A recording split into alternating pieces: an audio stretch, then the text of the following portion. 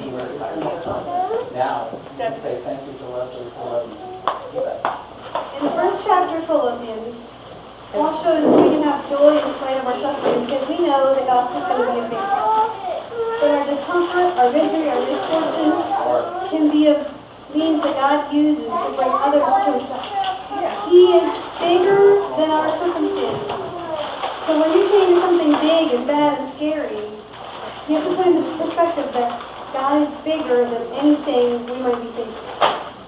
It's like when a young child gets their vaccinations or they have to get a flu shot. All they know is they're getting a shot and it hurts. Nobody wants that out. But as parents, we have the perspective to know that a flu shot will help keep them healthy and help keep them from getting something worse than that allergy. As we get older, we get bigger, our allergies, the things that really bring us down, get bigger too. So we need a bigger perspective to get through it. Sometimes we face awful stuff in life and we make God too small by not trusting in him.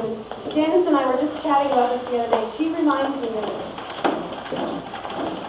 She asked me the question, is our God small or is he big? And which God do you serve? I want to serve the big God. The one who's bigger than my problems, who's bigger than my situation. But that means, have a seat for a minute. But that means that I need to live like I believe that. I need to get my thoughts in order. Like right now I need to get my thoughts in order. When I'm having a bad day, and ask God to give me the right perspective. So that when things are bad, I can trust in him because he is good. I can still have joy because my God is bigger than what I'm facing, and he can make something beautiful and amazing come to my life. There's this saying, don't tell God how big your problems are. Tell your problems how big your God is. This doesn't mean that what we're going through is not difficult. It doesn't mean that we downplay our struggles. It doesn't mean we're not going through something awful. It means that in spite of the awful things, we can have joy. When we see the big picture, and we have the right perspective, like Paul, we can praise God in any situation. And when you start getting frustrated because you feel like you aren't reacting to adversity like you think you should be, when you think you missed the big picture, remember, God's not done with you yet. He's going to be faithful to complete the work in you and in your life as he starts. If we really want to be a force for the gospel, if we really want to advance the gospel of Christ, then we need to be united as God's people. I think Satan loves it when we start fighting among ourselves as a church because it takes our eyes off the big picture. We're not thinking about sharing the gospel and reaching out to those in need when we're busy fighting each other. As a fledgling church, we may not have a lot to fight about right now, but as we grow, we're going to need to change and adapt. We're going to need to make decisions and have different people have other responsibilities. And it would be easy to give in and fight over these things, but that's what our culture tells us we do. You know, do you remember the slogan from Burger King, "Have it your way"? There's probably a song over that too, but I can't remember. It was a genius slogan because it really capitalized on our culture's desire to have everything exactly as we want. We love to have things our own way, whether it's cheeseburgers or chicken nuggets or the color of our sneakers or playing ball on the playground. And the things in our churches, we want to have them our own way. But we always need to keep the big picture in mind, the task that Jesus set before us, to go in the world to make disciples, to love God and to love others. It's about having God's perspective, doing it God's way, and learning to have his heart for his people.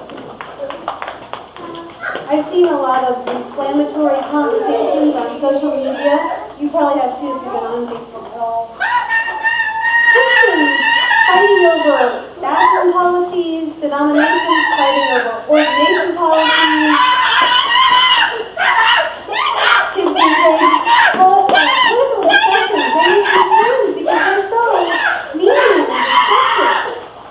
In real life, I've seen churches fighting over pillows and the color of carpet and the color of the walls. It's unbelievable what we can find to fight about. And it's so easy to get lost in that. as long as there have been churches, there have been things to fight over within the church. And that's what Paul is addressing.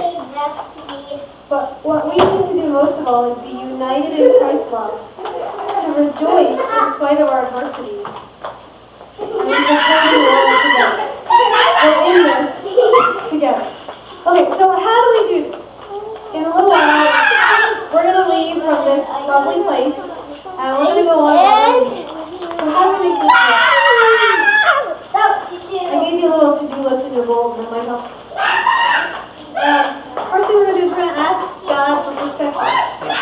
We'll be able to endure our bad days much easier when we put them into perspective. The Bible says, ask God for wisdom, and He will give it without finding fault. So, that's from James 1:5. So go ahead, ask Him. When you're having a bad day, just stop, pause, and ask God to give you perspective on it. When you're suffering, when you're going through things that you never thought could happen to you, whether it's health crisis, family crisis, job crisis, ask God to show you His perspective on it. You know, we don't need to minimize what we're going through because it's very real and it's a very important part of our story. But we do need to look to God and find our joy in it. So what are you struggling with today? Is there a physical pain, emotional pain, a problem? Ask God to show you His way. Trust that God is bigger. And this trusting business, it's hard work. And it's not going to happen immediately overnight. You can't just snap your fingers and trust God. We have to work at it. We have to use our elbow grease. But the payoff of working at it is joy and mercy. The second thing we're going to do is strive for unity. We all want to have our say, and that's fine. But at the end of the day, you know, Christians, we need to stick together. We need to show love for each other. Imagine an army in a battle. If everyone on the front lines did their own thing, went their own way, or were so busy fighting each other that they didn't pay attention to the enemy, what would happen? They'd lose the battle and fail. The army would fall apart. We need to show love and deference to each other so that we can show God's love to the world. We're going to know we're Christians by our love, not by our fighting. So it's okay, you know, to hash out theology or perfect colors, but we can't let the disagreements linger. You gotta let it go. Let it go. Because God places time on His followers being united to Him. That's very important to Him. Sometimes it means we have to make sacrifices, and that goes against what the culture tells us to do. When we keep our focus on God, on His plan to advance the gospel, when our purpose is bigger than our wants and our desires, when we focus on serving others over ourselves, we'll be more unified and show the world the love that Christ has shown us. The third thing, we're going to remember that God's not done with us yet. Later in the book, Paul even admits that he himself has not arrived yet. He's not there yet, neither are we. But it's okay because God's not finished with us. So this week, see if you can memorize Philippians 1:6. And I am certain that God, who began the good work within you, will continue His work until it is finally finished on the day when Christ Jesus returns. We're going to practice serving others. Paul saw himself as a servant of Jesus, a slave who is submissive to his master. So how can we be a servant of Christ this week? How can we serve others? Who can you serve as you go about your week? And the last thing we're going to do is invite a friend to church so that we can share what we have with us. Let's pray. Can I have some more bubble gum? Dear God, we thank you that we get to come together and we can learn about you and learn about what you had to say in the first chapter of Philippians. And we can rejoice in the kids that are playing and still talk and still learn about you and still praise you. And please help us to go about our week and remember to have unity in you, to show love to others because of you, and to find joy in our situation because we know that you're bigger than whatever it is. In your precious name, amen. Next week, we're going to have communion. I'm excited. It's going to be our first time serving